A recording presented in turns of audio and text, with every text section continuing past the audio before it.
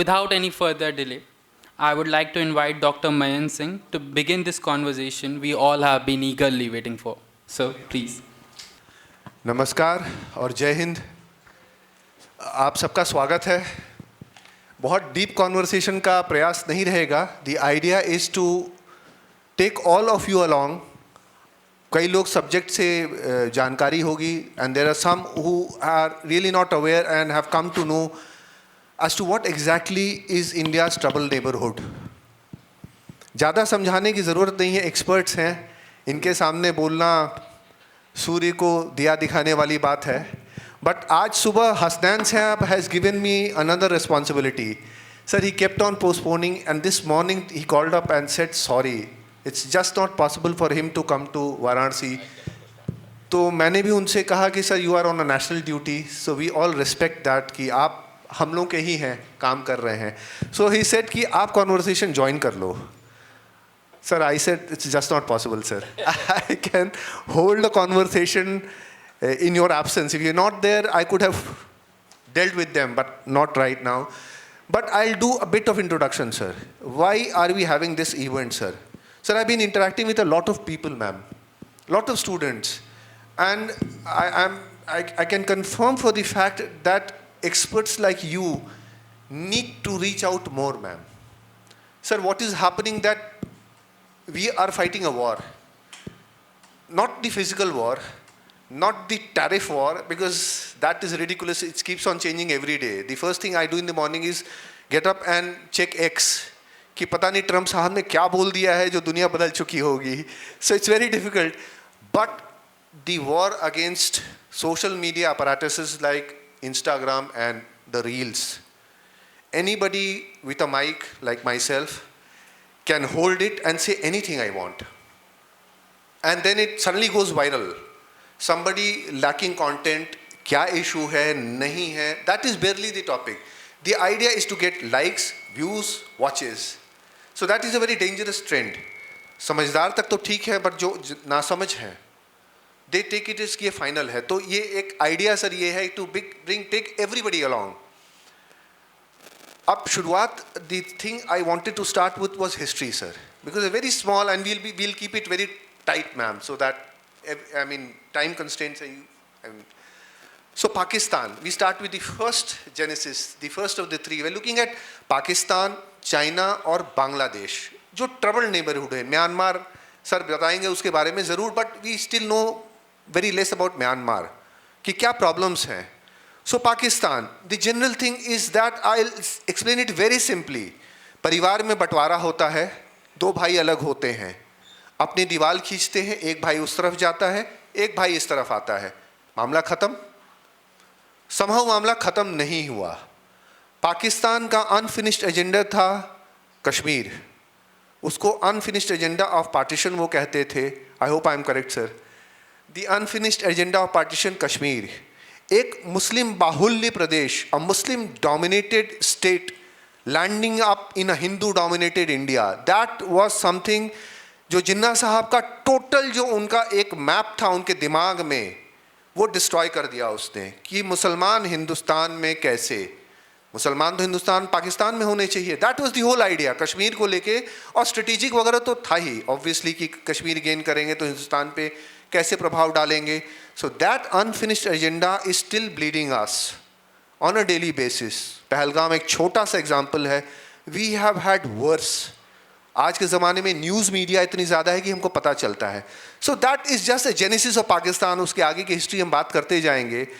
But then there is second part. Sir I will come to you. China and India never shared a border. Generally people don't believe this. China and India never shared a border in history. Our neighbor was Tibet. 1949 China is born, the People's Republic of China. 1951 the Chinese marched into Tibet और Tibet को take over कर लिया. Sir, India tried to push China along, take along China along with it. We fought for their recognition. We were the first to recognize China, amongst the first I would say. Although I am told that Mao Zedong kept our ambassador waiting for a very long time before he gave him acknowledgement. So he comes over, China comes into the picture, Security Council को लेकर के we were persistent that they should get a seat, the communist China. Now people don't believe this right now. They think that every problem started with Galwan. I mean, that is the general perception, sir. And there are a lot of China apologists who keep on saying the same thing, we don't have any such problem. My question is, sir, that the Indian politicians and the Indian bureaucrats, they must have been seeing what they were dealing with in the 50s and 60s. But we were, I would use a very strong word for it, we kept on appeasing China. How did we fail to read China, sir? Very factual question. Firstly, Dr. Mayank and the audience, thanks for having us here. It's always good to speak to young minds. Like Dr. Mayank mentioned, we were the first non-communist country to recognize China. Okay? And we helped them along in many other issues. You had this 5 principles of peaceful coexistence, which came up in 1954. The problem started when the maps did not tally. Okay? When we realized that in 1957, China had built a road cutting across Aksai Chin, connecting Xinjiang and Tibet. उस समय पे वही एक सड़क था जो सिंचियांग और तिब्बत को मिला सकता था. Okay? We came to know by accident actually. And then when we started raising these issues with the Chinese, initially their reaction was something different. They said that these are old Kuomintang maps. We haven't had time to check on them. We will come back and revisit them and do it up. Then in 1959 onwards, Chou En-lai, who was the premier at that time, the tone changed. They started saying, there is Arunachal Pradesh is again disputed. They don't recognize the McMahon line, which was signed in 1914. उन्होंने बोला McMahon line हम recognize नहीं करते हैं. Aksai Chin में boundary is not decided between us, so it's a problem. Then in 1960, there was one package solution that was discussed, which said that in the east, we will go somewhere along the McMahon line, give or take a little bit. And in the western area, we have to discuss and then resolve it in some point in time. That we didn't accept because whatever area will go from us, our territory. So we didn't accept that. Even now, we don't accept that kind of a solution. But keep in mind, आपको ये पता होना चाहिए, उसी McMahon line जिसको China recognise नहीं करता है, उसी मैकमोहन लाइन के अलाइनमेंट से उन्होंने म्यांमार के साथ में बाउंड्री जो है रिसॉल्व कर दिया 1960 में.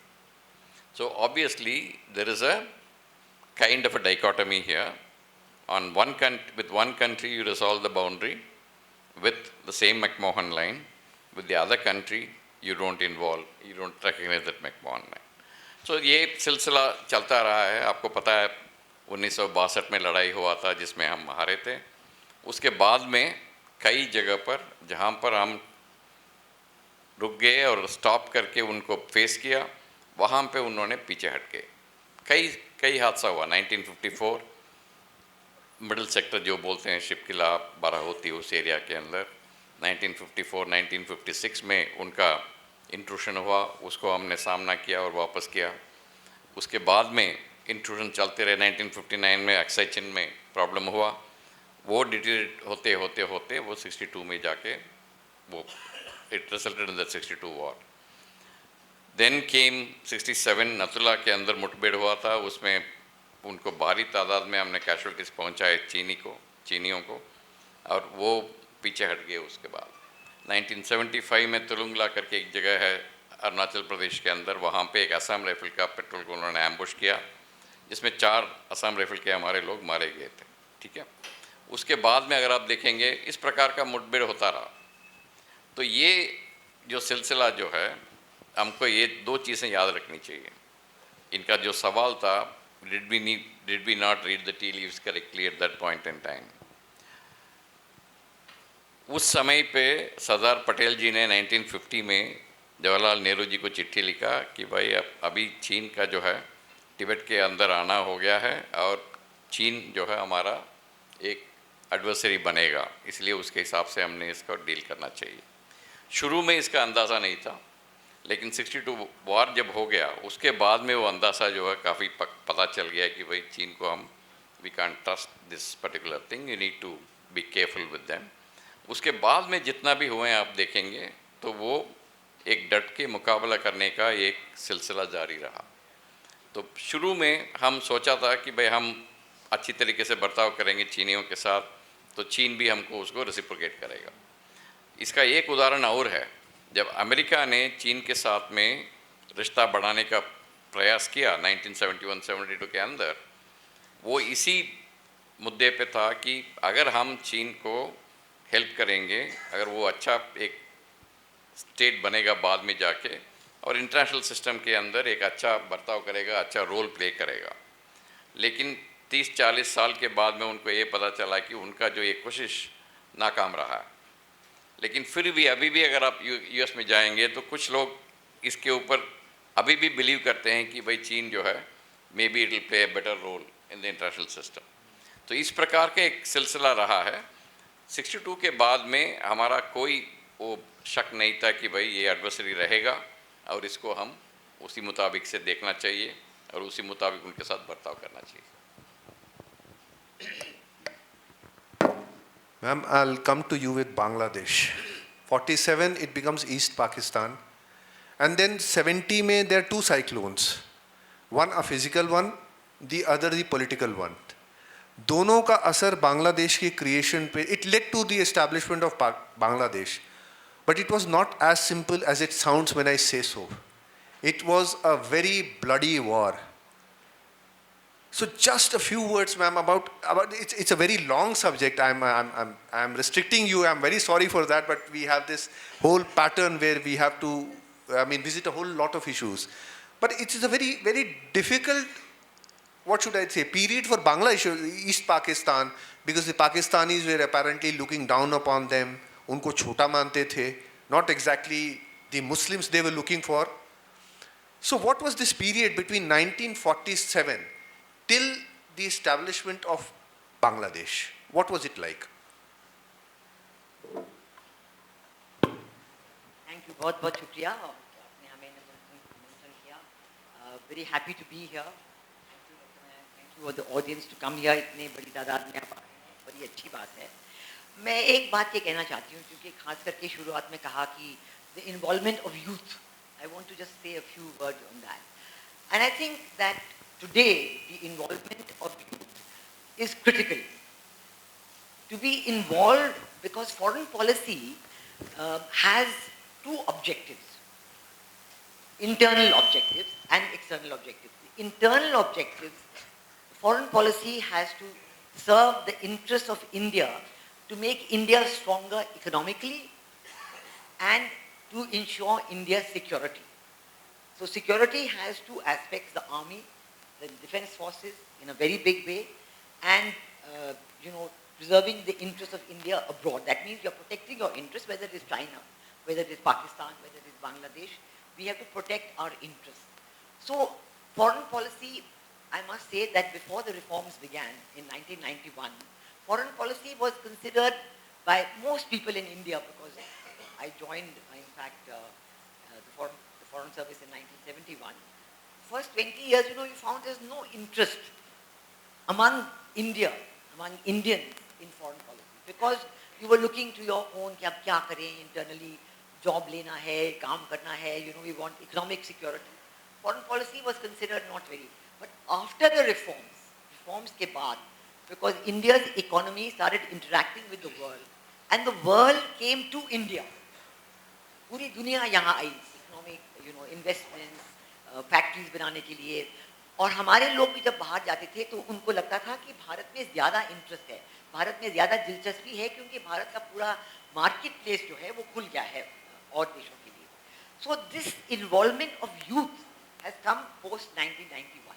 So today, all of you are involved because you want to go abroad, you want to study, you want to work, and even if you don't want to study and work, you want to travel, you want to visit other countries. And when you go there, you want to know कि वो देश भारत के बारे में क्या सोच रहे हैं और हमारा देश जो है वो उस देश के बारे में क्या सोचते हैं. So foreign policy has come to you because of the economic prosperity of India. That you know, you have a larger income, you want to travel, your children go abroad, you want to visit children abroad, your brothers or sisters may be abroad. So इस वजह से foreign policy has become much more important. And I would say one thing, which I must say for Banaras Hindu University and all other universities, because I have myself been with Jamia Millia Islamia for 5 years, and now I am actually very recently appointed as honorary professor in South Asian University. So my question is, what does your university curriculum teach you about foreign policy? And I'm sorry to say that at least judging from the university I have seen, very little. आप अपने curriculum के through, political science का curriculum हो, international relation का curriculum अक्सर तो होता ही नहीं है, पता नहीं आपके यहाँ है भी कि नहीं, बहुत कम है. और इंटरनेशनल इकोनॉमिक रिलेशन का मुद्दा तो गायब ही है. लेकिन आज की तारीख में अगर आपको अच्छा सिटीजन बनना है, अगर आपको भारत की प्रॉब्लम्स को समझना है और उसको उलझाना है, सुलझाना है, तो आपको अपने फॉरेन पॉलिसी के बारे में भारत के political economic relation, economic relation, security relation, इसके बारे में सब पता होना चाहिए. हाल में आपने देखा कि तुर्की के बारे में, एकदम से तुर्की के बारे में ख्याल आया तो रिलेशन बिगड़ गए, तो आप लोगों को पता होना चाहिए क्यों बिगड़े, क्या था, इश्यूज क्या थे. तो ये मैं कह रही हूँ कि आपकी यूनिवर्सिटीज़ में फॉरेन पॉलिसी के बारे में, इंटरनेशनल रिलेशन के बारे में बहुत सिखाना चाहिए, क्योंकि आप इसमें मदद कर सकते हैं. एक समय जब मैं DG ICCR थी, इतने विदेश के स्टूडेंट्स आपके यहाँ आते थे, बहुत तादाद में. और जब वो बनारस हिंदू यूनिवर्सिटी में एडमिशन लेते थे, वो बड़े खुश होते थे कि हमको एक ऐसी यूनिवर्सिटी मिली है जिसका नाम इतना ऊंचा है. और आज तक बनारस हिंदू यूनिवर्सिटी भारत के 10 टॉप यूनिवर्सिटीज में है. तो इसलिए आपको भी पता होना चाहिए कि भारत के फॉरेन पॉलिसी में आप क्या रोल कर सकते हैं. अच्छा, इसको मैंने कह दिया इंट्रोडक्शन के लिए, क्योंकि फॉरेन पॉलिसी एंड नेबरहुड जो है, इसमें एक और मुद्दा बहुत ज़रूरी है, और वो है states, the states of India. The states of India are very involve willy-nilly, whether they like it or not.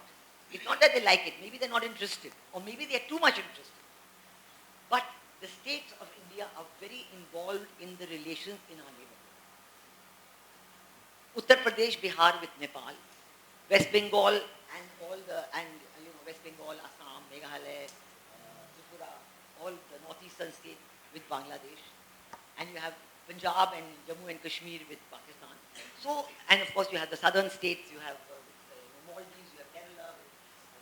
So the states, the role of the states is very important. तो आप तो ये सीखते होंगे, पता नहीं आप states के बारे में पढ़ते हैं कि नहीं, individually as states. What is the role of states, or are you just studying the federal structure? But this is very important. What role do the states of India play in foreign policy? What they can play and what they should play? तो ये बहुत ज़रूरी है. तो जब आप इसके बाद आप देखेंगे वेस्ट बंगाल की पॉलिसीज़ जो है, उनकी पॉलिसीज़ कैसी हैं. Do they favour good relations with Bangladesh और they don't favour? What is the role of the north eastern states? तो इसमें मैं आ जाऊंगी आपके सवाल पे कि आपने पूछा 1947 और 1971 के बीच में क्या हुआ, क्या सिलसिला था. तो 1947 और हमें लगता है, जो हम थोड़ा सा पढ़ते हैं लेकिन आपको इतना पता नहीं होगा, कि we are thinking that the western border वहाँ पे बड़ा वायलेंट हुआ था, बहुत लोग मरे थे, और ईस्टर्न बॉर्डर में बहुत आसानी से पार्टीशन हुई थी. लेकिन सच्चाई ये नहीं है. सच्चाई ये है कि बांग्लादेश, ईस्ट पाकिस्तान जब वो था, बड़े प्रॉब्लम्स थे बांग्लादेश के. अव्वल तो border between India and Bangladesh remained open between 47 and 52. And in fact, जो जवाहरलाल नेहरू लियाकत अली खान पैक्ट था, it was about the problems between East Pakistan and India, the migration, the continuing migration, and what should happen. And the Pakistanis, of course, were very keen to get rid of all the non-Muslims of East Pakistan, and they were pushing them out a lot into India. And after the Nehru-Liaquat Pact, it was supposed to become better, but it really didn't become better because the mindset of the Pakistanis prevailed very much. And also there was another mindset because जो लोग बिहार से गए थे ना, अब बिहार से जो लोग थे वो ईस्ट पाकिस्तान चले गए क्योंकि वो उनके लिए ज़्यादा नज़दीक था. वो वेस्ट पाकिस्तान नहीं पहुंच पाए तो वो ईस्ट पाकिस्तान, लेकिन वहाँ पे उनको स्वीकारी नहीं थी इतनी ज़्यादा, और भाषा तो वो जानते नहीं थे. वहाँ बंगाली मिली उनको और वो तो सिर्फ उर्दू हिंदी बोलते थे. So they had a lot of problems even at that time. But that time, because it was East Pakistan, it was not really, it wasn't on the high agenda. It became after 71. But the problems were there. And then you had a situation where ये जो waste Pakistan की problems थी उनका reflection क्या था waste Pakistan और India की problem जो थी. 1948 इन्वेजन, जो रजाकार्स आए, 1965 वॉर, क्या उनकी क्या उम्मीद थी. I must tell you that the people of east Pakistan actually thought very well of India, and they thought that the people of India are friendly to them. And in fact, in those days, जो people of West Bengal थे, they had actually fairly, they were thinking about, the people of Bengal, they were thinking of Bengali identity, Bengali culture. And in fact, I must tell you that in East Pakistan, अब बांग्लादेश जो है, उसमें बहुत दिलचस्पी है Bengali culture में. टैगोर, रविंद्रनाथ टैगोर के बारे में वहाँ पे एक बंदा नहीं होगा, एक एक फैमिली में वो टैगोर संगीत जानते हैं. मुस्लिम हो, हिंदू हो, कोई भी फ़र्क नहीं पड़ता. They all love Rabindra Sangeet and they all love the culture. Saraswati Puja universities पे ऐसी सेलिब्रेट की जाती है बांग्लादेश में आज तक, जो शायद आप भी यहाँ नहीं करते होंगे. बहुत ही बड़े पैमाने पे टैबलोज बनते हैं, पेंटिंग्स होते हैं, एग्जीबिशंस होते हैं, सरस्वती वंदना होती है और छुट्टी होती है, नेशनल हॉलिडे होती है. तो there is a real interest in the people of east Pakistan in India. And from the political level, where the real friendship from East Pakistan to India came was in 1965. Because in the 1965 war, you will not believe it, that West Pakistan completely abandoned East Pakistan. They took every single soldier from East Pakistan to fight on the western border with Punjab. There was nobody left. There was not a single soldier left. And then also they broke all telecommunication links between East Pakistan and rest of the world. So for 3 weeks actually, East Pakistan had no communication with the rest of the world. ना तो कोई soldier थे border guard करने के लिए और ना तो कोई उनकी communication. Telex, fax, उन दिनों में तो telex वगैरह होता था, वो भी नहीं था. Telephone, nothing. And they were very grateful that in those 3 weeks in the 65 war, India didn't do anything to hurt the people of East Pakistan. कुछ नहीं हमने किया, ना तो हमारे सोल्जर, अगर हम चाहते थे, अगर हमारी नीयत खराब थी तो हम उस वक्त में खुला देश था, कुछ भी नहीं, absolutely. But nobody in India even thought about it because we always thought of good relations with the people of East Pakistan. So when the 65 war ended, that I think made it very clear to everybody in East Pakistan that they cannot live with West Pakistan. Because when you have a war and then you're completely abandoned, and here only because India's own goodwill to you that nothing happened and there was no difficulty. So then that is why at all times they were on the whole a good relationship between East Pakistan and India. And this helped a lot in building up to 1971. Balki, I must tell you that in 1971, the most interesting part is our era, I will tell you, our era was that we also looked at East Pakistan through the lens of West Pakistan. We, in fact, did not try enough to understand what it was that was going on. And even in 1971, on the March 26 or 27, when they started the genocide, when the talks with Sheikh Mujib and Yahya Khan broke down and he left Dhaka and they started the genocide. At that time, the Awami League people came to the border and they wanted the help of India because they knew they were going to fight now against West Pakistan. When they came to the border and the BSF met them, and then they asked to come to Delhi, but at that time, Delhi had no information or full details or information. ये कौन है? मतलब Sheikh Mujib तो खैर he had been taken away to West Pakistan. He was a prisoner, and but there was a very well-known barrister, Amirul Islam, who is still alive, and there was a very young lawyer, Kamal Hussain, who is actually still alive and who was then the foreign minister of, he wrote the constitution. So ये लोग जब आए Indira Gandhi, then Indira Gandhi first came to know the situation, what is going on. That was really a key point for India in deciding. So this was the relationship till 71. Thank you, ma'am. I'll take this forward, come back to sir. Sir, अब हम थोड़ा recent times में आते हैं, because this generation, they want more about the recent times. You yourself said that there was an era of sort of semblance of peace around the borders. After 62, Nathula 67, Sumtrongchu in 87, I believe, there was a confrontation where Sundarji, General Sundarji, he took a very proactive role, Indian Army को place किया गया. We were face to face, virtually वहाँ पे भी face to face थे. उसके बाद से there was एक शांति का एक period था, the peace and tranquility during the 2000s. फिर 2010 onwards, sir, starting 10 onwards, Chumar हुआ, sir, Depsang हुआ, Doklam हुआ, relations started to change. China started to get aggressive, because that is how I see it. तो China में भी तो कुछ चल रहा होगा सर, कि suddenly Deng Xiaoping का वो कि hide your strength and bide your time था. China started to get aggressive, जो आज तक है sir. So what was the reason? What was going on in China and how they viewed India, sir?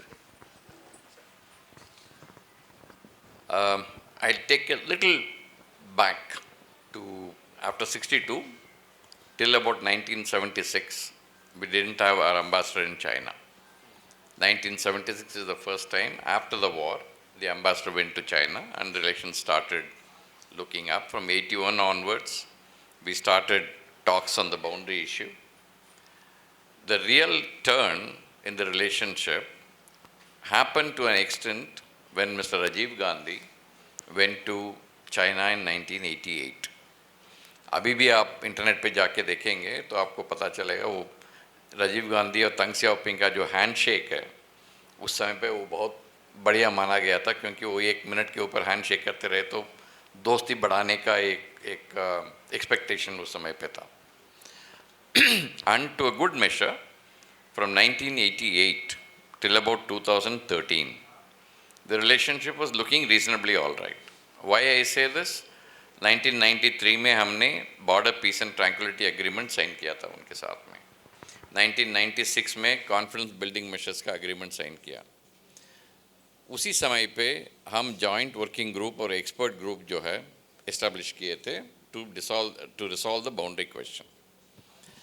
और वो मीटिंग 14-15 मीटिंग चला, but progress कम था. इस वजह से 2003 में जब अटल बिहारी वाजपेयी जी चाइना का दौरा पे गए थे, उस समय पे एक special representative mechanism was established. The special representative mechanism was to go through the boundary issue and resolve it in 3 steps. One was to identify the principles on which the boundary will be resolved. उसके ऊपर हमने 2005 में political parameters and guiding principles for resolving the boundary question का agreement sign किया 2005 में. That's the first step. Second step was to identify the boundary, and third step was to demarcate the boundary. So the 3 step में ये होना था. अभी हम दूसरा step में अभी we are stuck here. The question which Dr. Mayank asked, what is the change that took place? 1980 पे अगर आप देखेंगे जीडीपी के हिसाब से इंडिया और चाइना के बीच में ज़्यादा फ़र्क नहीं था, तकरीबन बराबर ही था. लेकिन उसके बाद में जब China did something known as Kaika Kaifang, what they call as Kaika Kaifang, that is reforms and opening up.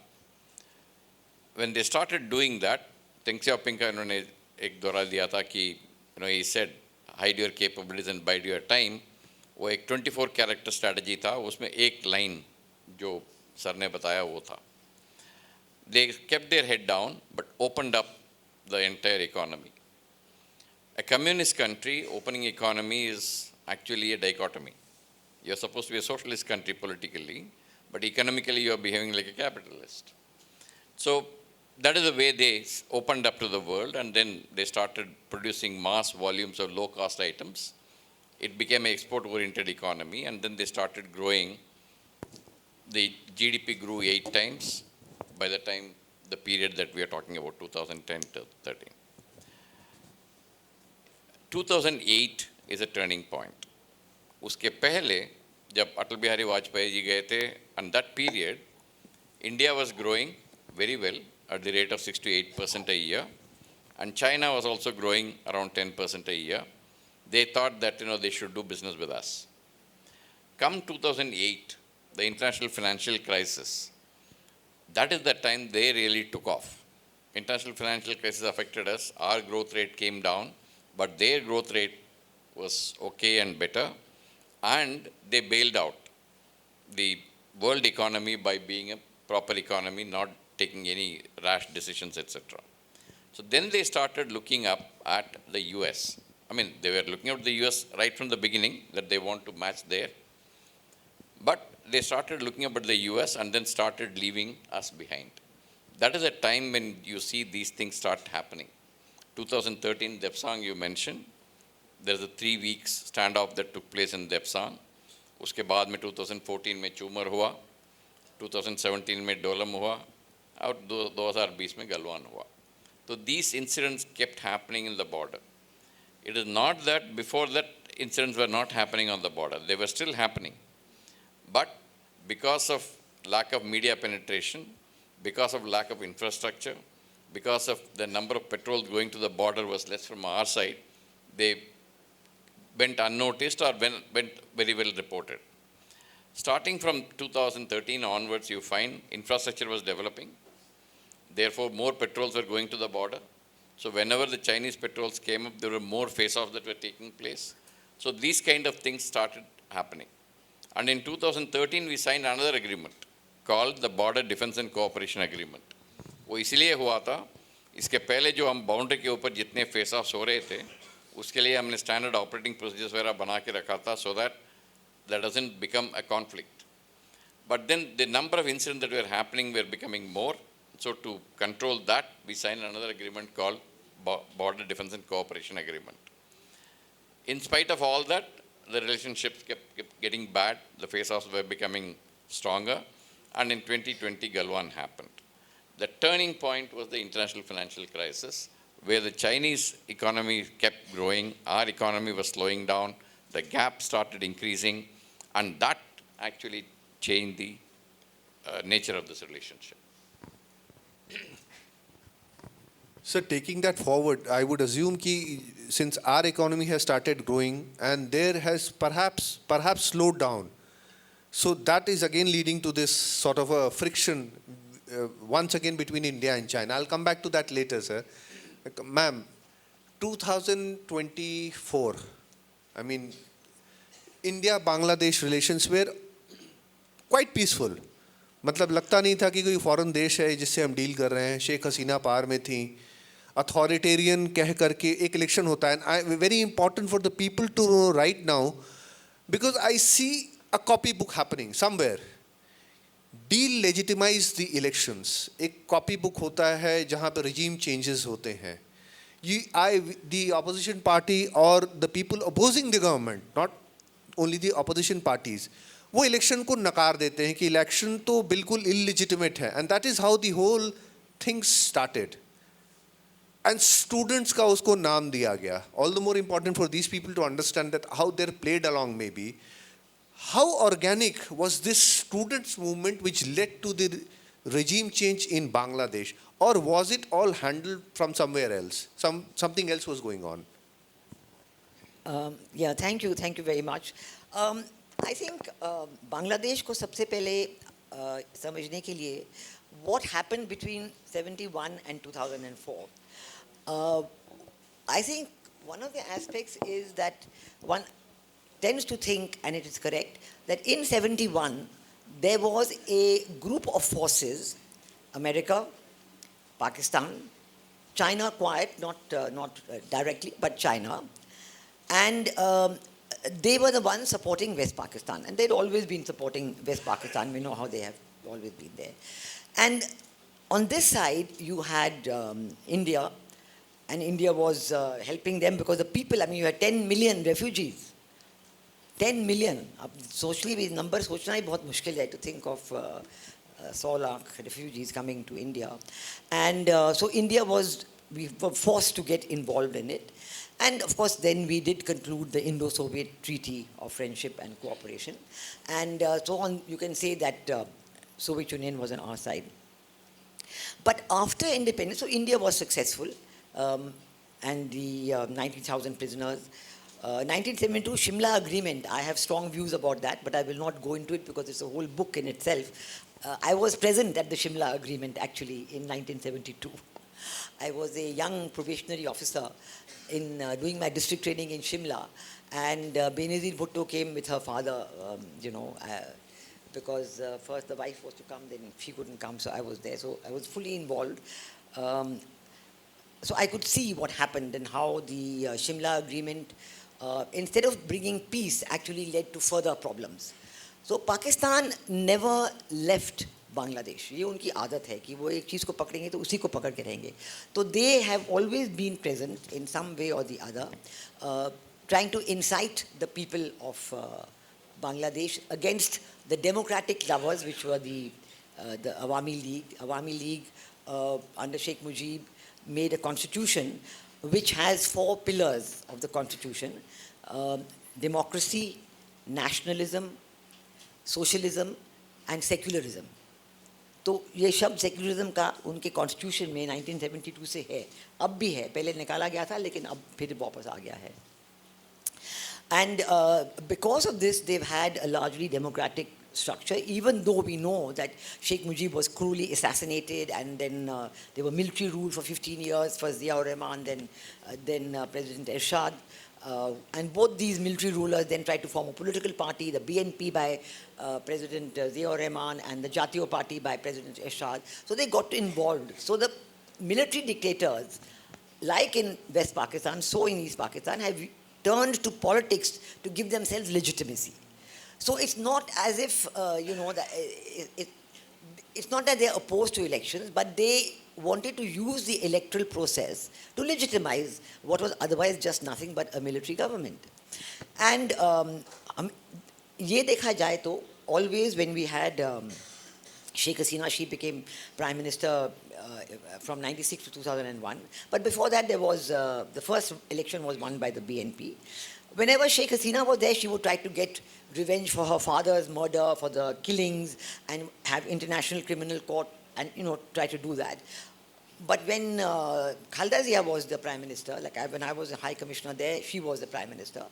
And she was hand in glove with Pakistan. It was like, and our problem, we saw the security issue I told you about. The security issue, I come back to that again and again, because you have to protect your security interests. And I saw at first hand what was happening at that time between 2001 and 2006 when Khaleda Zia was Prime Minister, that full support for the northeastern insurgent groups, for example, completely affecting our security in the northeast.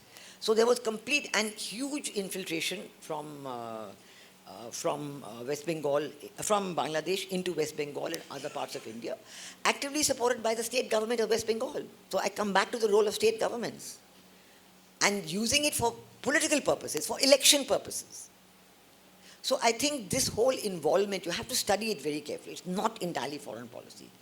How the state governments have had the role and played that role, whether because of a different government in the center, sometimes because the same government in the center, it's very, very important and interesting. So as a result of all this, you had a situation that they discovered system of caretaker government, कि ये caretaker government बनेगी, और that caretaker government पिछले 90 दिन जो होते हैं ना, इलेक्शन जब इलेक्शन का टाइम समझो इनका टर्म खत्म हो रहा है जुलाई में, तो जुलाई में ही एक caretaker government बनेगी 90 दिन के लिए, और उनका काम सिर्फ ये होगा कि वो अगली इलेक्शन कराएंगे. And the head of the caretaker government was supposed to be the immediate retired Chief Justice of Bangladesh.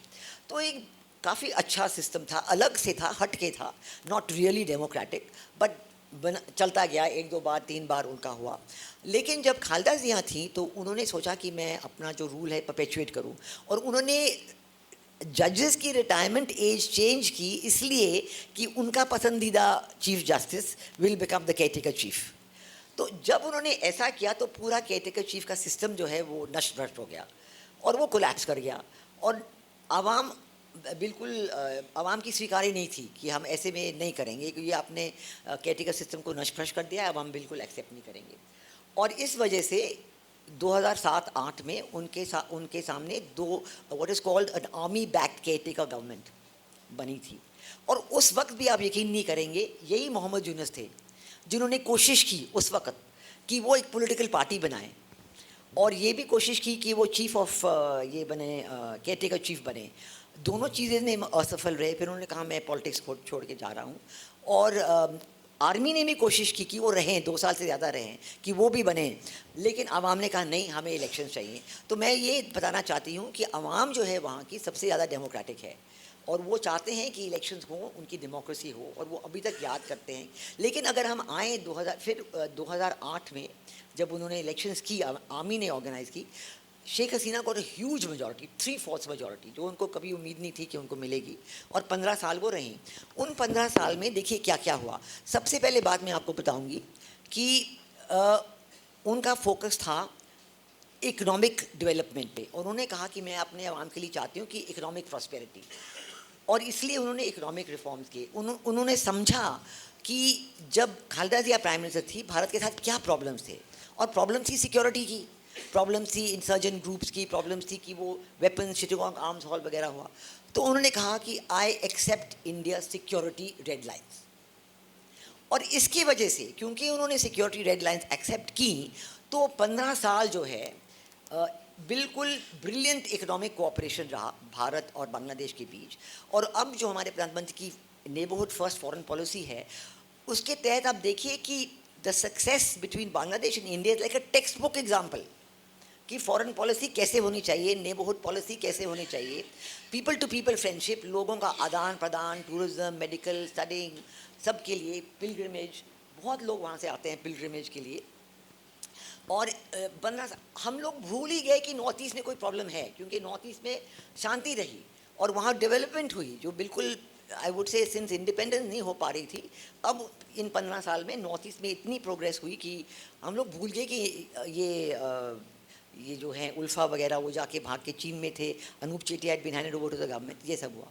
लेकिन प्रॉब्लम ये थी, और Bangladesh grow 6.5%, 6.8% growth, they graduated out of least developed country status. ये भी एक बहुत अच्छी बात है जो इकोनॉमिक्स पढ़ते हैं कि कैसा हुआ कि Bangladesh was no longer least developed country, and they said yes we are very happy not to be a least developed country. ये भी एक है, बिकॉज पूरी दुनिया में बहुत ही कम है। अब नेपाल का भी धीरे धीरे कहते हैं हो रहा है। सो ये सब होने के बावजूद पॉलिटिकल प्रॉब्लम ये थी कि caretaker government, coming back to the caretaker government, every time BNP will say हम इलेक्शंस नहीं लड़ेंगे क्योंकि आपने केयरटेकर गवर्नमेंट का सिस्टम अबॉलिश कर दिया है।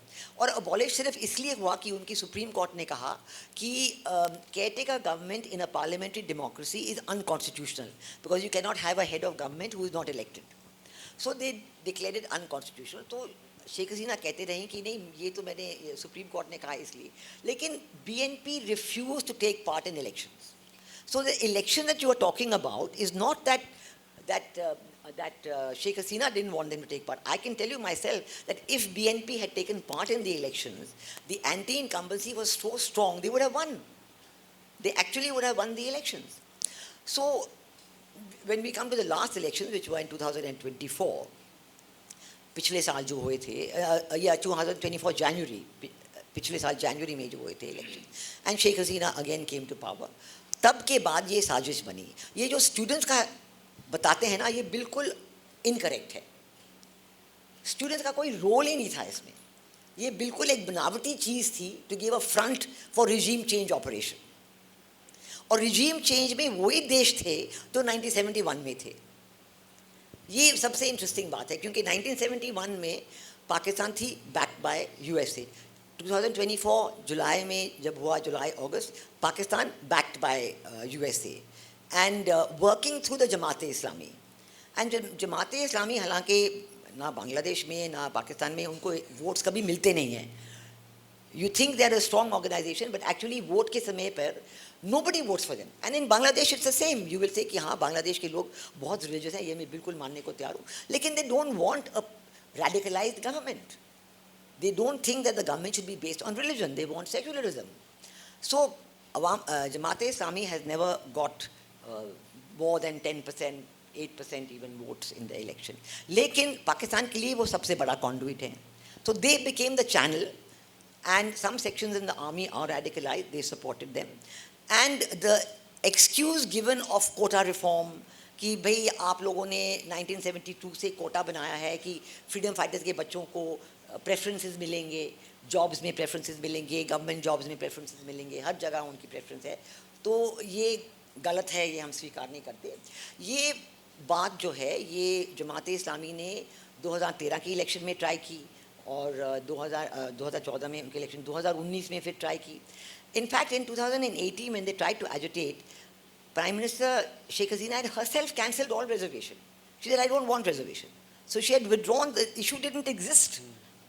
But then strangely enough in 2024, last year, suddenly somebody filed a case in the Supreme Court saying that ये reservation को क्यों हटाया, वापस ले आइए. तो फर्जी तौर पे वापस ले आए, किसी एक जज ने वर्डिक्ट दिया, क्योंकि वापस आए तब ये स्टूडेंट्स एडिशन कर दिया. तो स्टूडेंट्स तब खड़े हुए कि जो नॉन इशू था उसको इशू बना दिया और फिर अपने आप कहा कि आप स्टूडेंट्स हैं. सो ये तो स्टूडेंट्स का रोल तो बिल्कुल ही I would say not even फर्जी toilet didn't really exist, because जो स्टूडेंट्स थे वो जमात-ए-इस्लामी के थे. इस्लामी छात्र शिबिर जो it is youth wing of the Jamaat-e-Islami, उनके स्टूडेंट थे और उन्होंने कंट्रोल करने की कोशिश की. फिर जो असली स्टूडेंट दो चार जो आते हैं, भाई देखा है कि इशू चलो हम भी खड़े हो जाएं, हम भी कहें क्योंकि भाई शेख हसीना 15 साल से बैठी हुई हैं, come on now let us don't do something. तो वो जब आए तो 2-4 दिन ज़रूर ज़्यादा स्टूडेंट्स थे, लेकिन सुप्रीम कोर्ट ने उसके बाद एक वर्डिक्ट दिया, because Sheikh Hasina went to supreme court, they again finished off all the reservation. तब स्टूडेंट्स ने खुद कहा कि अब हमारे पास कोई इशू नहीं है, जो हमारे इश्यूज हैं हम शेख हसीना की गवर्नमेंट के साथ डायलॉग में ख़त्म कर लेंगे और हम नहीं ले रहे. But by that time the violence had started and Jamaat-e-Islami ने एक काम किया था कि वो पुलिस स्टेशंस को जलाते थे, उनको अटैक करते थे, उनके वेपन्स जो हैं लूटेड वेपन्स लेते थे, उनके पास बहुत सारी एम्यूनिशन और वेपन्स हो गए.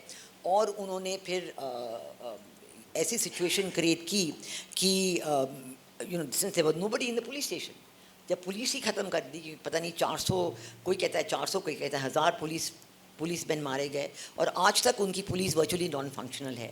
तो इसकी वजह से there was no control on law and order. The army did not want to come and kill civilians and then Sheikh Hasina was forced to leave. और उन्होंने it was part of the regime change operation. जैसे वो the day she left Bangladesh 5th of August last year, दो चीज़ें शुरू हुई. एक तो उन्होंने जमात-ए-इस्लामी और उनके इस्लामी छात्र शिबिर ने माइनॉरिटीज़ के ख़िलाफ़ ऐसा जेनोसाइड शुरू किया जो 1971 में उनकी ऑब्जेक्टिव थी कि इनको मारो, वही 2024 में लाए कि let us finish off the minorities. और मुझे उसको ma'am I will come back to that part because वो एक सेपरेट मैं आपके पास आ रहा हूँ. So I will move to general Narasimhan sir. Sir, prime minister Narendra Modi takes power in 2014. उसके बाद से I believe he's met Xi Jinping 18 बार, 18 times he's met Xi Jinping. He goes off to China, Xi Jinping comes to ममलपुरम.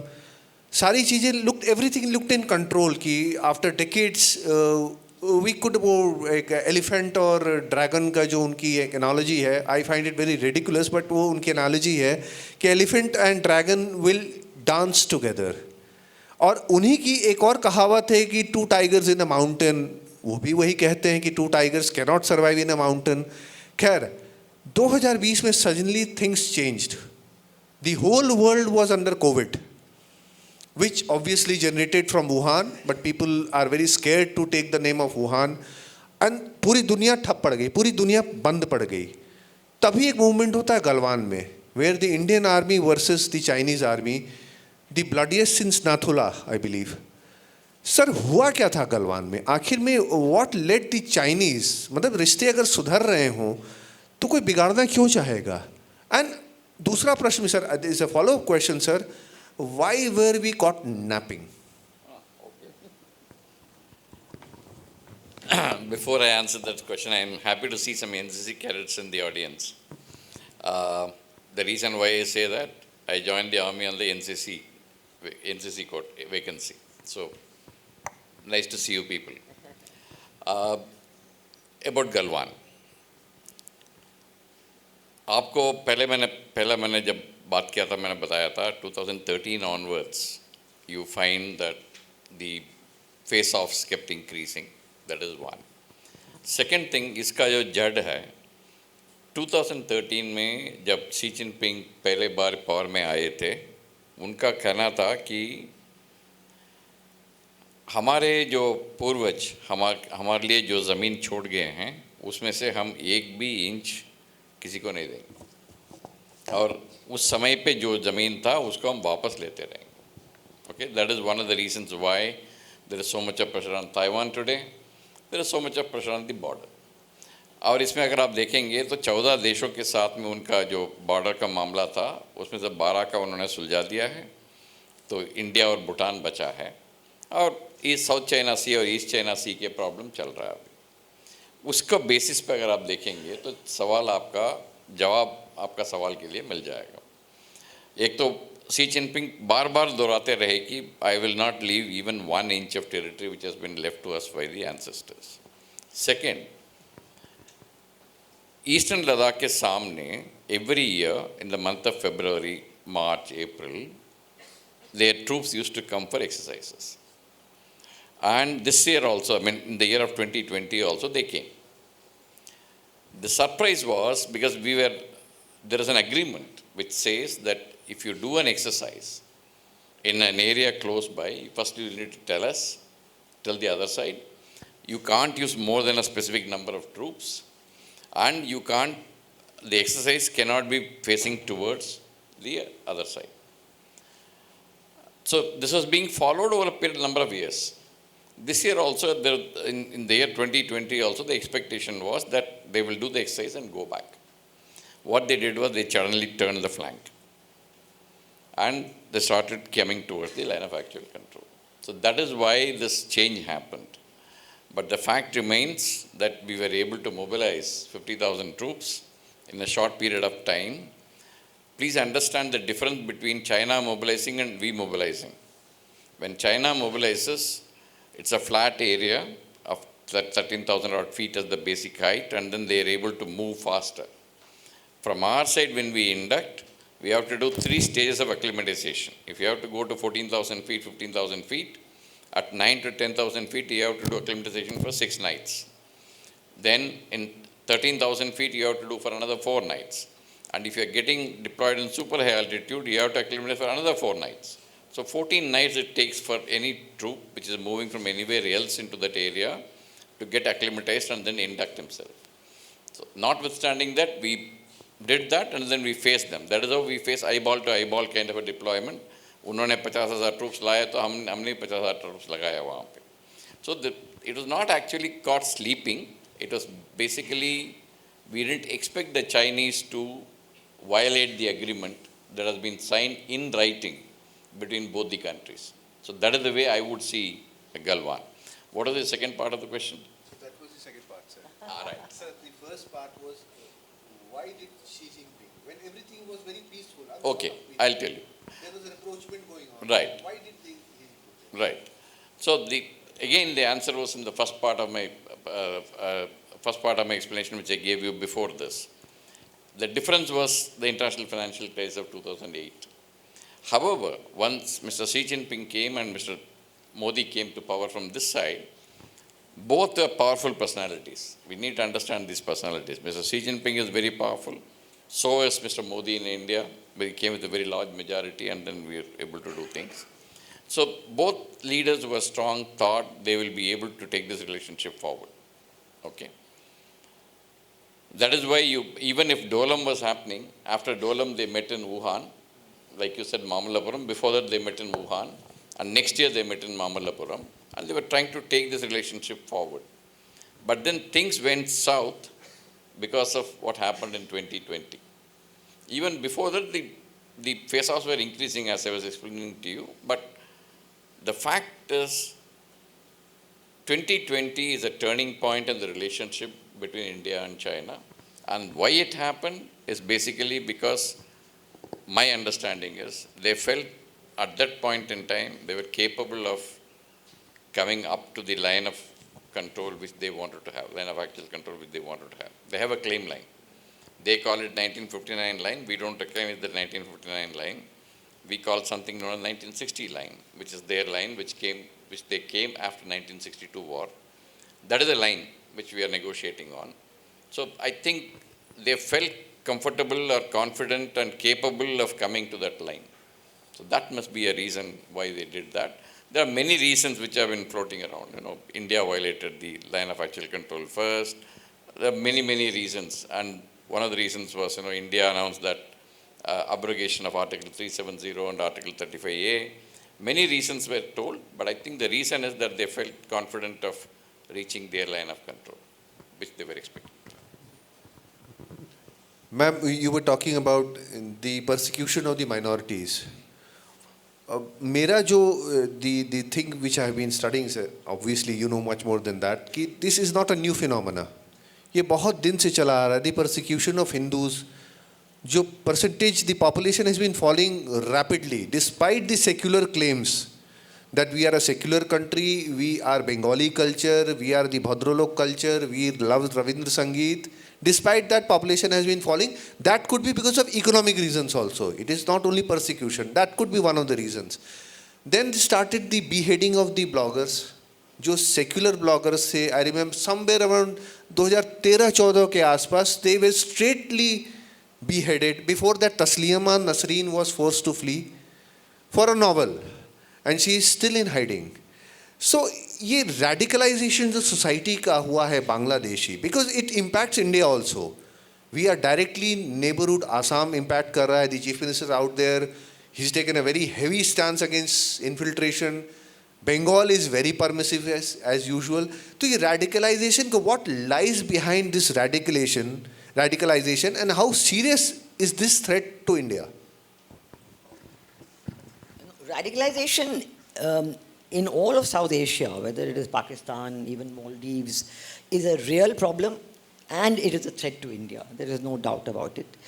But the point is that in Bangladesh, you find that there is a strong group of people who are ready to oppose radicalization. It's not that, because right from 1971, as I said, Pakistan never left. And when I was there, they were actively present, and every terrorist act in India in those 3 years had a Bangladeshi footprint. Every Pakistan terrorist act in India had a Bangladeshi footprint. They were doing it. Although they would never recognize it, but they were using Bangladesh. They were using illegal immigrants in India to. So radicalization, the efforts have been very real. Not only, and radicalization in Bangladesh has been pushed really by Pakistan, because even if it's Saudi Arabia, they give money to Pakistan, who then brings it in there. But as I said, in Bangladesh, they do realize, the moderate group, which has been fairly substantial, realizes that if the minorities leave, then that's the end of Bangladesh as a state. It'll become a caliphate. And today, that is what the Jamaat-e-Islami is demanding, that it should become a caliphate. So that is why the presence of the minorities, whether it is the Hindus, the Buddhists, the Christians, the tribals, that is in fact a great factor for stability, a great factor for normalcy, having a normal life. And it's also recognized the world over that the Bangladesh experience has been a good one on the whole. Although you're right that yes, there have been instances all the time, any time, that you'll have, but for every instance that has been against the minorities, there are others. When the minority, like Sheikh Hasina's government, they will support them, they will give them their rights, and so on. But what happened in 2024, last year, and what is still continuing, is a complete repeat of 1971, even in terms of the attacks against the minorities, telling them to leave the country. And they are saying to them that here, because I know people who are there, they say, okay, they've taken over their property, or they've taken over their business. Okay, we have taken over your stuff, here's the money, leave, go. But the remarkable difference this time is that the younger generation of the minorities has said, we are not leaving. They're saying, we are staying. We are citizens of this country. We want our rights. So actually, that was the first fight back. Because there's this person called Chinmoy Das, you must have heard about him. He's still in jail. He's not been given bail or anything like that. And he was actually organizing these huge rallies. So then there was a huge smear campaign against him and whatnot. And he was organizing rallies which were being participated by huge numbers of people. At which point he was arrested and put behind bars. But still, this time there's been perhaps a much lower outflow than you would have expected.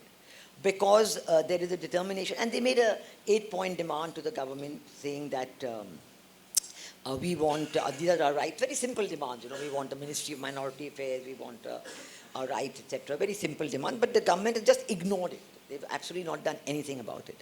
So right from July, August of last year, one is the attacks on the minorities, and the second is the attacks on anything to do with Awami League.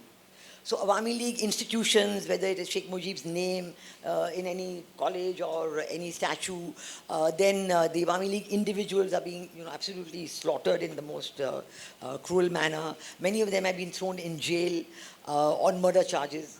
Even Sheikh Hasina has a case against her, which now is going on there in the courts. And the third was the attack on the media. So the same media, which actually all over the world says, oh wow, Muhammad Yunus has come, he's a good guy. But they don't know that within Bangladesh there is total media control. There is no free media at all. Because many media people have also been thrown into jail, also on murder charges. And all the boardrooms have been taken over. All the media houses, their boardrooms are taken over. The same Digital Security Act for which they used to criticize Sheikh Hasina is now being used to arrest more and more journalists and to prevent newspapers from writing. And in fact, the edict is given that on this subject you will not write. So you cannot write. So a whole lot of subjects are, beyond. So that is what has been actually the undoing of the initial popularity that Yunus may have enjoyed, thinking, oh, here's the person who's come and here's the person who can bring democracy back. But he has not followed, even if you assume he wants to bring the caretaker government back, he has not followed the principles of a caretaker government. So you have to have a neutral, non-party government, which means there should be no political parties in your regime of advisors. But he has brought all the Islamist parties. This Hizb ut-Tahrir and all those have now actually in the government. They're actually advisors to the government. It's a typical template, ma'am. Yeah. These authoritarian people, they come into power, they'll keep on postponing election till the opposition party, every party just suffers from fatigue and leaves the scene sort of a situation. No, nobody is leaving, but if you have Leaving kind in the of sense violence, that they obviously get weakened, ma'am. Yeah, I think it is a sense this violence in political life in Bangladesh has come back with a vengeance. And this is because they have not had a smooth sailing. So they said, okay, we'll have elections when we complete the reforms. Reform is a name for them to change the constitution, for saying, oh, Sheikh Hasina did this because the constitution is like this, so let's change. Calling her fascist and so on. But people are not accepting it. They're saying, no, we don't want all these reforms, we want elections. So right now they've been forced, they said, oh, we'll have it after July of next year. Now they've been forced to bring it to February. But even then, there's great doubt whether elections will be held. And then the economy has been going down also. That has been another thing, that where you had 68% growth, it has halved, factories are shut, there's no jobs, inflation is very high, foreign direct investment has stopped. Even private investment is not coming in, so the economy is in total doldrums. So for all these reasons, there is a great consternation within the country as to what will their future be. And I think the only answer is elections, but I think that we have to have two conditions for the elections. One is that, of course, they should be free and fair, but also inclusive. So they have now banned the activities of Awami League and just exactly what they were blaming Awami League for doing with BNP, they're doing the same thing with Awami League and banning them. And now even Jatiya Party they want to ban, because the simple reason they found that in popularity terms, Jamaat-e-Islami popularity has not gone up. It's the same 8 to 10% that it always was. And this Hizb ut-Tahrir, which is now in the government, they don't have any popularity at all. But Muhammad Yunus himself accepted in a speech in New York last September, a year ago, when he announced that, this was not a spontaneous uprising. This was planned, and here is the master planner, his own special assistant who's now an advisor, So it is well known, although nobody can talk about it. And we must have free, fair and inclusive elections, which is very important, otherwise it will not survive. And the other thing is to that there must be a new caretaker government. The present caretaker government cannot be there because they don't follow the criteria for caretaker government. They're not non-party, they're not neutral, they've got political, and they have not been able to organize elections in 90 days. So I think if they fulfill these two conditions, then when the elections are held, whoever comes to power will be, will be all right, will be able to deal with them. And I think Indian government has been very, I would say, strategically restrained in their dealing with this Yunus regime. In the beginning, they told them that, yes, we are happy to deal with you, so let's continue. But immediately, the Yunus regime did two things. First, they wanted to negate all the economic cooperation agreements between Bangladesh and India.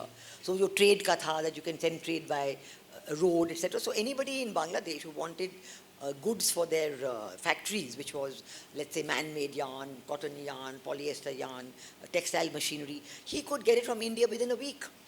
But the government said, no, don't, that route is closed. You get it from Pakistan, you get it from Brazil, you get it from USA. That takes 4 to 6 weeks. And your order schedule is so tight that you can't do it. So their economy has gone down. And then even after 1 year now, they've had recently the BSF, BGB meetings. So all the avenues of cooperation have stopped. And secondly, they're bringing Pakistan back with a vengeance. So in 50 years, what Pakistan has not been able to do has now come back. The army, the Pakistan army embedded in the Bangladesh army, then the trade has started. So that is making the people very uncomfortable, but it is making Pakistan feel they're back again. That 1971 never happened. The Pakistan angle, sir. Operation Sindoor. All of us now know that China was openly behind the Pakistani army. The AD systems, the air defense systems, the missiles, the fighter planes. The deputy army chief also said that they were giving live feeds to the Pakistani army. The Chinese were giving about the Indian positions as to what the Indians were doing.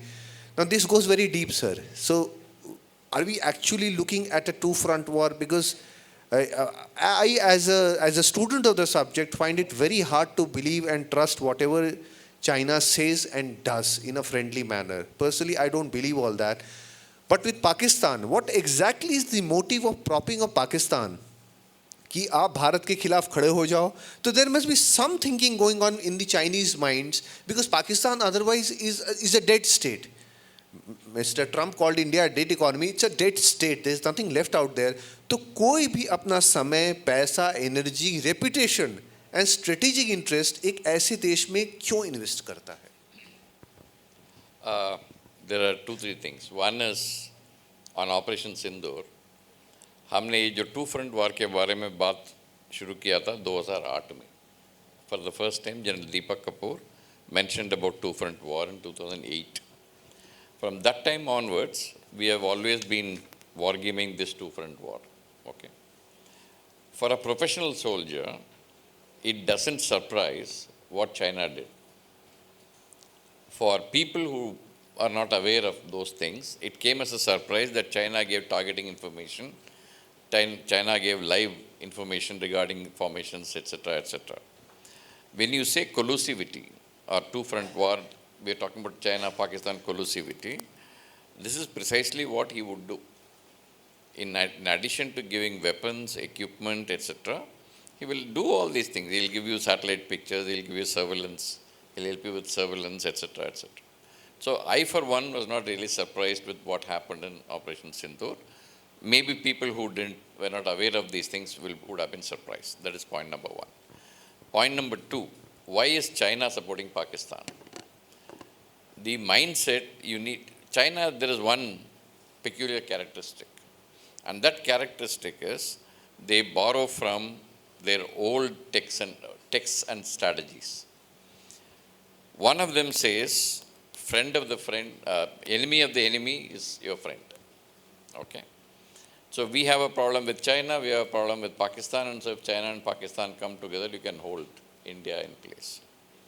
Dusri, they talk of multipolarity in the world, okay, which practically implies that they want to become the superpower in the world by 2049, 2050. In fact, they got a second centenary goal, which is supposed to be finishing by 2049, by which time they want to become a world leader in the entire international system. If they want to do that, who can challenge them from doing it? who has got the power to challenge them in the region. It's only India can stand up to them and then challenge them.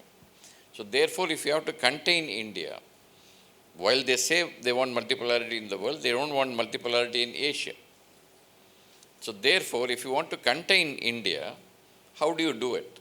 You need to make him entangled with relationships in the neighborhood, which we were discussing when we were traveling here. You involve China, India in its neighborhood so that her ability to contest China and rise in the international relations scenario remains contained. So despite all this, we didn't join BRI. I mean, you call it BRI, I still call it One Belt, One Road, because if you go to the Chinese website, it still says Ita Yilu. Ita Yilu means Ita is one belt, Yilu is one road. So they maintain it as One Belt, One Road. For the world, they made it BRI. So I still maintain it as One Belt, One Road. All this One Belt, One Road, when we didn't join, they kept pressurizing us to join on this, we didn't join. They now given it up on that. So the reason is one track of CPEC, the China-Pakistan Economic Corridor, comes from Xinjiang through Pakistan into Arabian Sea. On the eastern side, you have China-Myanmar Economic Corridor, which comes from China, Myanmar, and come to Arabian Sea, Bay of Bengal. So they actually want access to Indian Ocean region. They need support of Pakistan, so they will support Pakistan come what may. In all our interactions, track 1.5, track 2 dialogues that we have with them very frequently, this has been told us. They keep listening to what our complaints are, and then they say, we understand all this, but we'll still continue to support Pakistan. That is the status we are in. That leaves us in a catch-22 situation. It's not a catch-22, we should be prepared for it, that's all. Ma'am, that Pakistan factor in Bangladesh, you say that Pakistan never left Bangladesh. Now, this Lalpur Muni Hat, obviously they're giving it to the Chinese, but the Pakistanis are working on it. They started exercising with the Pakistani army. There's some ISI officers reportedly in Bangladesh working on it. Muhammad Yunus calling all sorts of things. Chicken snake ko wo dhamki de rahe hain, kabhi guardians of the ocean. These people, their economics in doldrum, but they are still the guardians of the ocean. So Bangladesh, I mean, I find it very surprising as to do West Pakistan, East Pakistan ka distance to tha hi. They are not going to surpass it, overcome it. So what interest does Pakistan have in Bangladesh apart from needling India?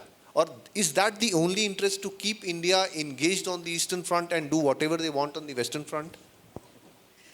Well, actually, if you ask me, Bangladesh is now the third front. It's not a two-front war. It's possibly, I think, very soon, if we are not careful and if we don't react adequately, it is going to be a three-front war, because that is what Pakistan wants. And I will tell you that it is not just Bangladesh. One is, of course, in Bangladesh. And by getting control of Bangladesh, which is what Pakistan is aiming for, and this is what they're asking the West for, we are going back to the old West Pakistan, East Pakistan situation. And of course, you know that Sheikh Mujib says that the first thing Bhutto told him, when Bhutto released Sheikh Mujib and he was going to, flying off to London, Bhutto told him, let's forget about the last 9 months. Let's have a federation. So this is what they want even now. And if you want to know that what American instincts in Bangladesh have been, in 1970, where it's now this book has been released, you know, of Avtar Singh Bhasin's recent book. So he's written in that book that in 1970, while he was fighting the election, Sheikh Mujib was talking to everybody. He was talking to India, talking to America, talking to everybody.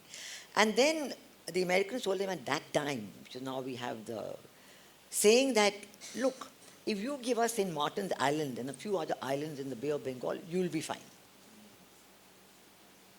That still holds good today. So what I'm saying is that it is a 50-year-old history.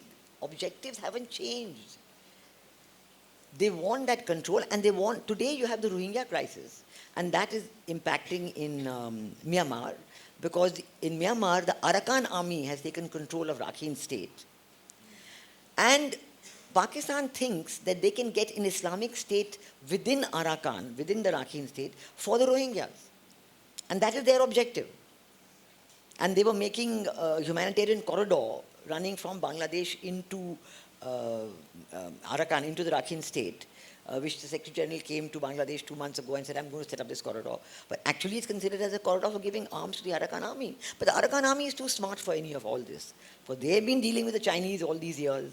The Chinese have been giving them money, and now Americans are promising them money.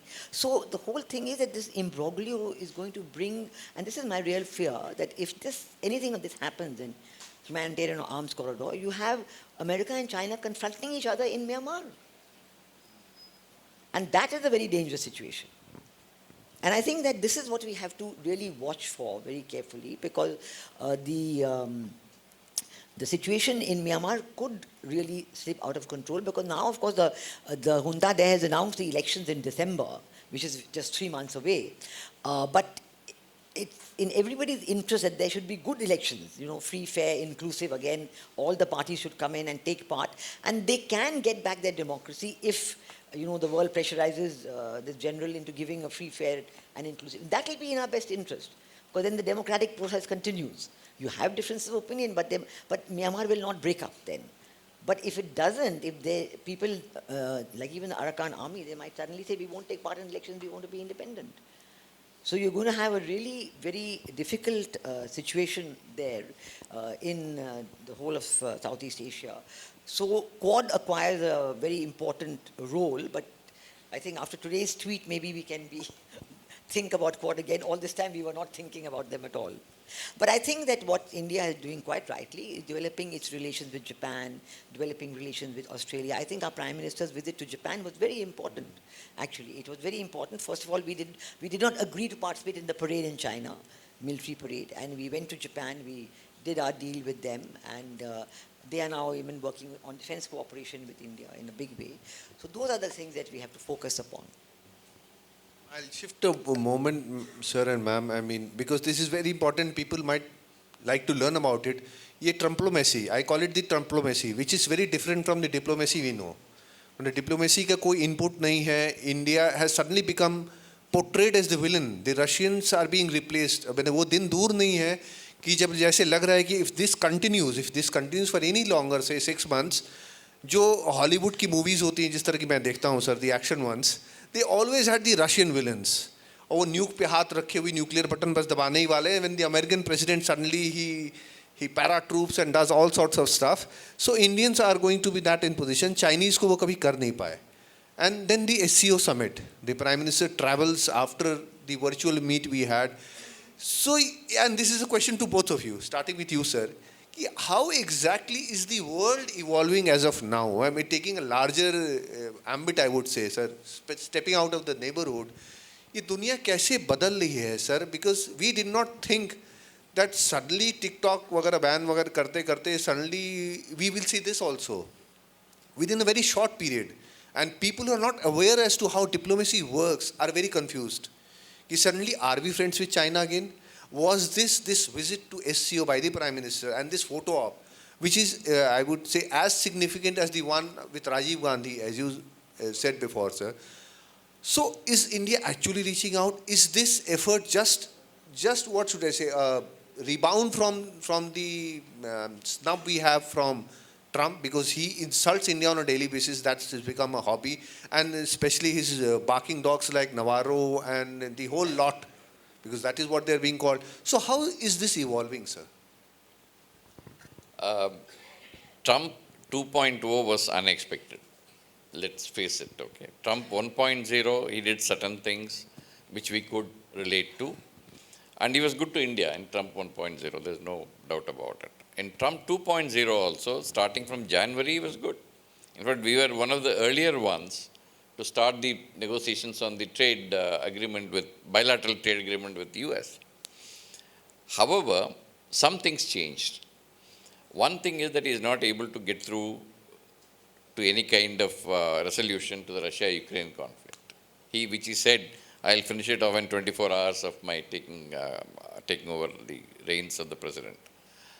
That is one. He is making a headway nowhere. Similarly, in Gaza and Israel, he was trying to put pressure on Israel. He is supporting him, but all along he is not able to resolve it. They were talking about making Gaza a Riviera, etc., but it's not working.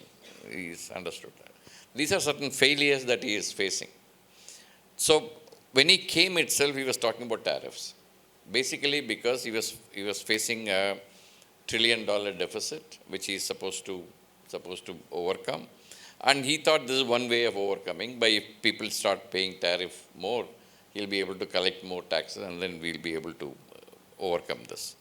But probably what happened and why it has not happened the way he expected is two things. One, certain countries like India stood up. They said, come what may, we are not going to get onto your bandwagon of tariffs, etc. We are going to stand our own strategic autonomy. We will do what our interest is. In fact, what people don't write and think about in this trade relationship is, on 95% of the trade in goods, we have excused tariffs.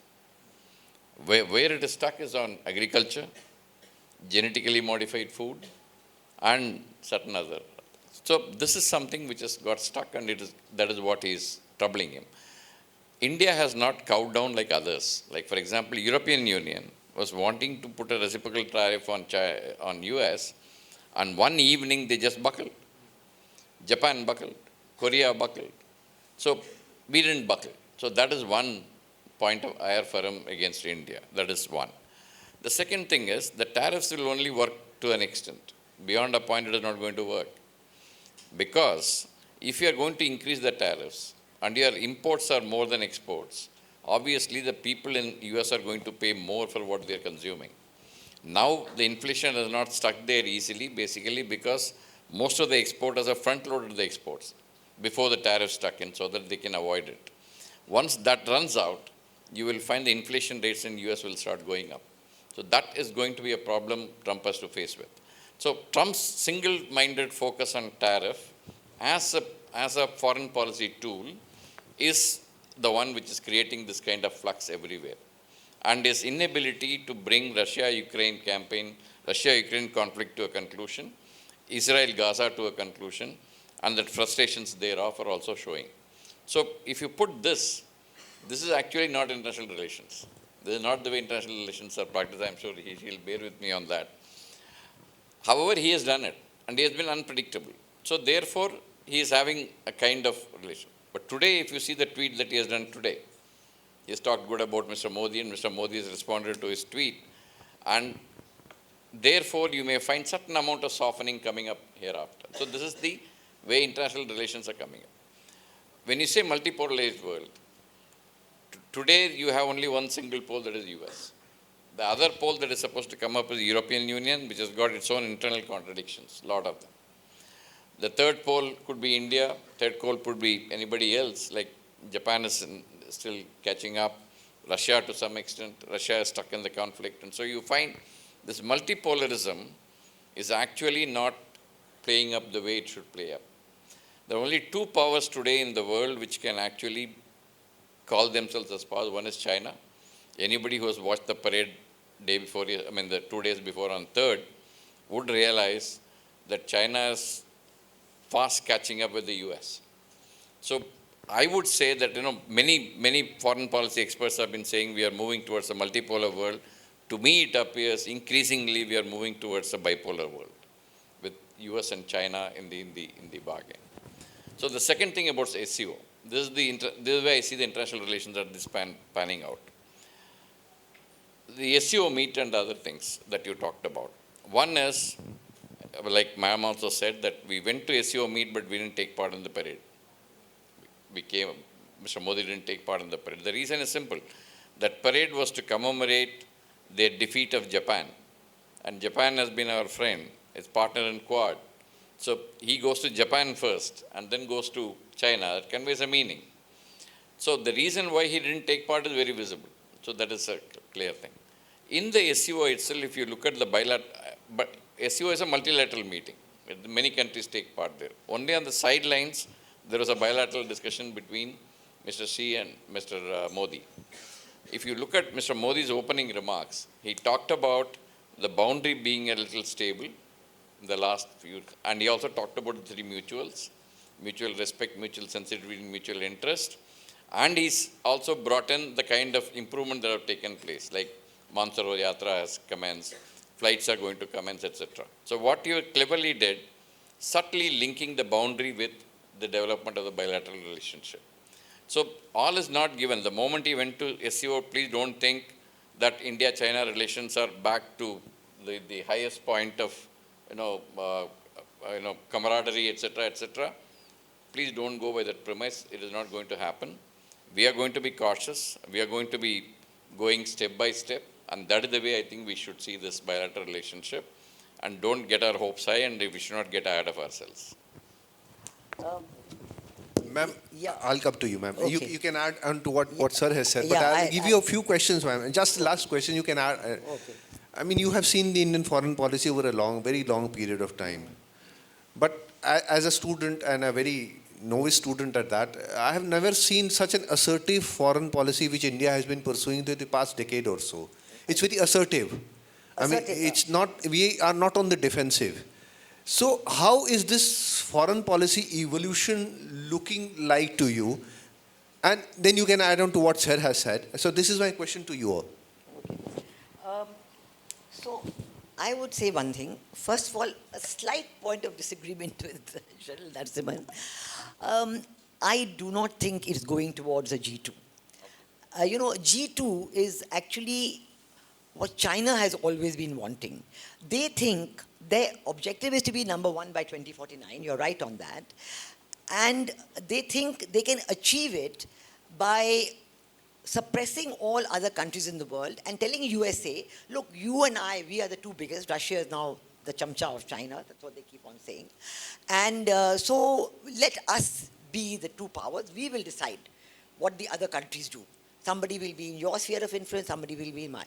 This is what China has been saying. And Barack Obama, as president, when he was president, had supported this. And he actually coined the phrase G2, that there will be a G2. But I think that today, China actually has used the language of multipolarity. They're using it now. Actually, after a long time, we're seeing China using it, bringing in the term multipolarity. I don't think they've given up their ambition of G2 because they think that they can, best America very quickly because so many American companies are still in China, right? So, actually, President Trump has fallen into this trap. And President Trump, in my view, is really working on the big, beautiful deal that he wants with China. And that is his principal objective right now.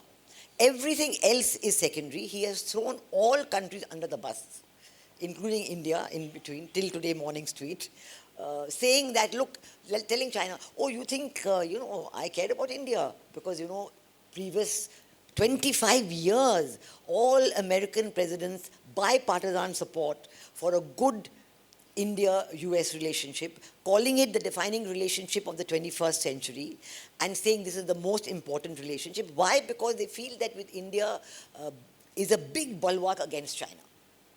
Economically, we are the big bulwark against China. So that is what they've been doing. But suddenly, President Trump comes, and then President Trump also tells China, you think Pakistan is on your side? Look, Asim Munir is on my side. They're saying, you think Bangladesh is on your side? Well, actually, Bangladesh is on my side because they are favoring. So they're doing all this. This is a kind of a posturing that they have been doing, talking about all in the interest of getting this big, beautiful deal with China. But China is not giving them that deal. In fact, I think that when President Trump made that tweet yesterday saying that we have lost India and Russia to China, he was actually accepting defeat that now India and Russia, he thinks, in his view. But he was told by all his people that, look, India has a policy of strategic autonomy. I think he had not understood that. And I think this is a very important aspect to understand. What is the core interest of India's foreign policy? Strategic autonomy, multi-alignment. We don't want to be aligned with any one country or group of countries. We will be with any country for whatever its purposes. There is mutual benefit and mutual interest and mutual sensitivity. So if, in short, I can say that for India, foreign policy is not a zero-sum game. It doesn't mean that if you want to be friends with America, you're going to have less friendship with China or less friendship with Russia or less friendship with the SCO. We are saying we can do all of that at the same time. because we are doing things with America that we will not want to do with China. We're not going to do defense cooperation with China. We are equally worried about China's activities in the South China Sea. We don't believe that 9-point line that they manufactured out of nowhere and put it on a map. We don't know how old. They get old paper from somewhere and put some marks and it's a 9-point line. So we don't believe all of that. So we do feel that there is need for security interests in the South China Sea, because otherwise all sea lanes of communication will be controlled by China. So that is why we have talked about, but there are other aspects on which we can work with China. And China needs Indian markets. Now we have to look at another point for what is happening within China. Is Xi Jinping as strong as he is made out to be? Is the Chinese economy growing really at 5% like they say? I remember the previous Prime Minister Li Keqiang, the previous Prime Minister of China, at one point he said at one of their annual meetings that China is like an elephant. He compared them to an elephant at that time, not the dragon. The Chinese economy is like an elephant. Because it moves slowly, it has a lot of inertia. If it continues to grow at 6% plus, then the movement is going to be positive in the right direction. If growth falls below 6%, and today it is 5% declared, actually it's probably 4 or 3%, he said the downward spiral starts. And your movement gets slower and slower, and to build it back again is very difficult because the size of the economy is so big. So I think we should also take that into account. They know that. Their big gamble on the BRI has more or less, I think, failed because many countries are sensitive about it now. I know in Africa also, while the Chinese are still there in large numbers, and we must also recognize what the Chinese do. When they sign a contract, they say we'll bring Chinese labor, and Chinese labor will come and work. And that Chinese labor is prison labor. So they're taken out of a prison and told you go and work there, otherwise you will be whatever, continue in jail for 50 years. They go and work there, they don't want to go back to China. They want to marry somebody local and stay on there. So this is how they're using a technique to popularize Chinese people all over the world. It's not really working. I know places in Africa, like China built the railway line in Kenya from Mombasa to Nairobi. And they told Tanzania, let's build it for you also. They said, no, we don't want it, because we know that railway line they have built is too expensive. The ordinary man can't use it. He can't afford it, and he's very unhappy.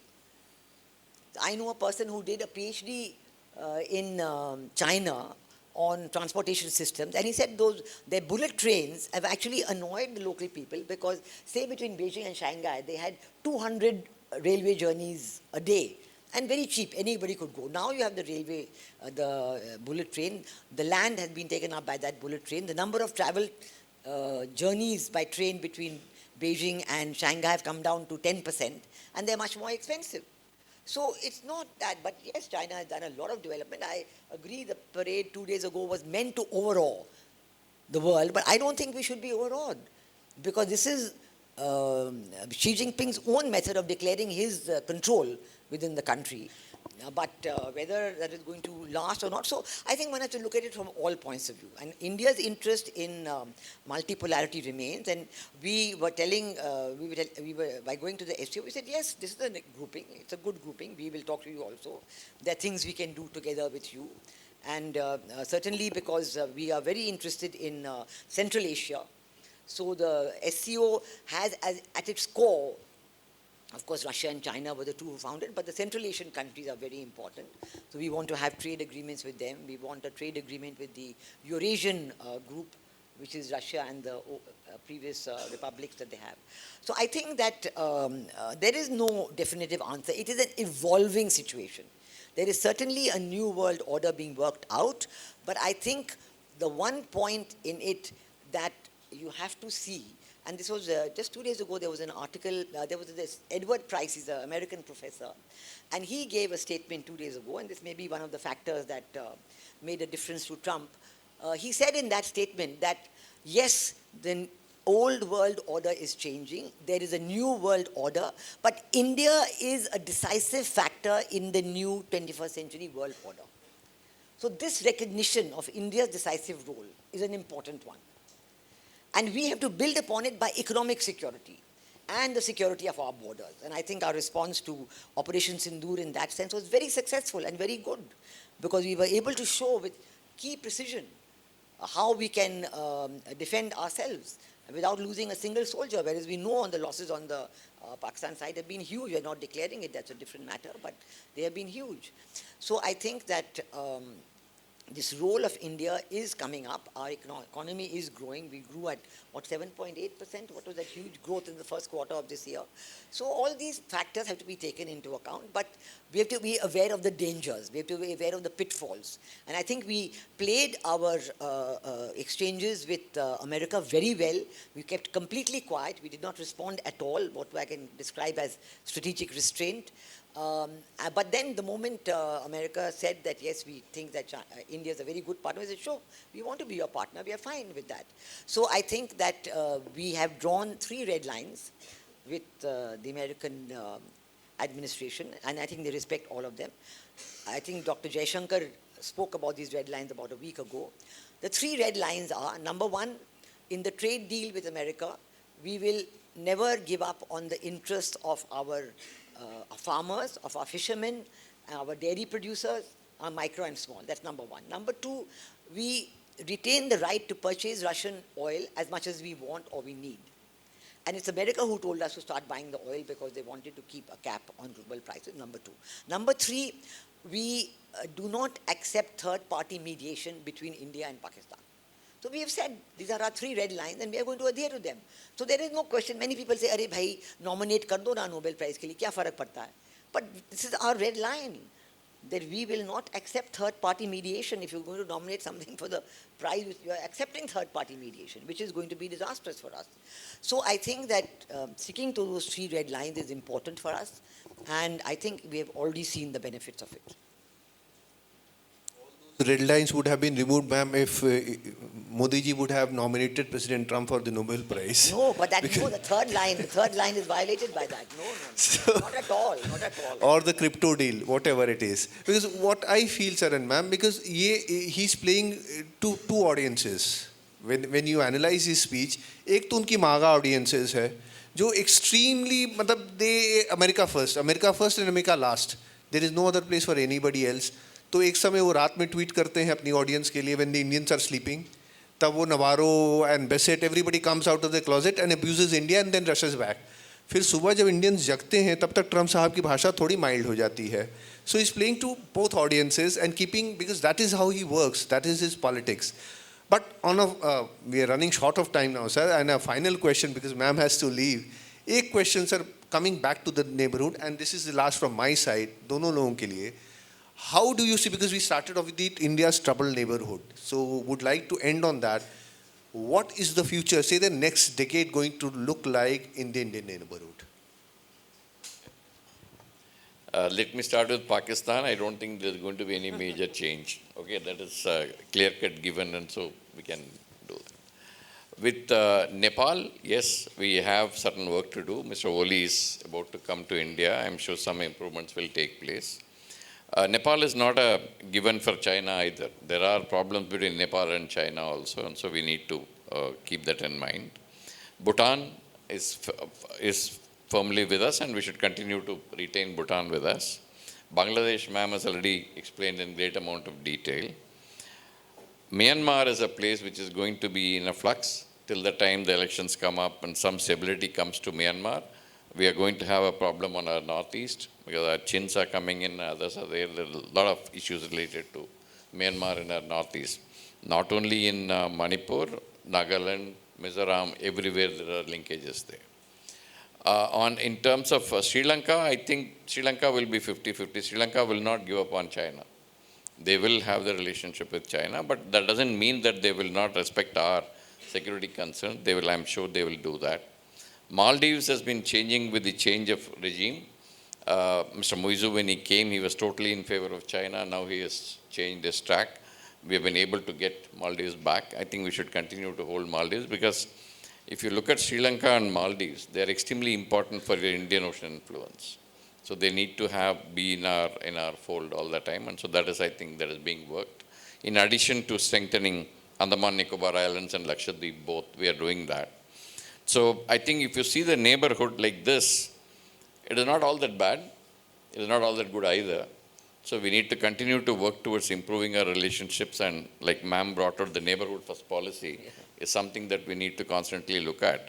But let me also tell you this, in the last about 12 years, the kind of assistance that we have given to our neighborhood has tripled in terms of funding and other things.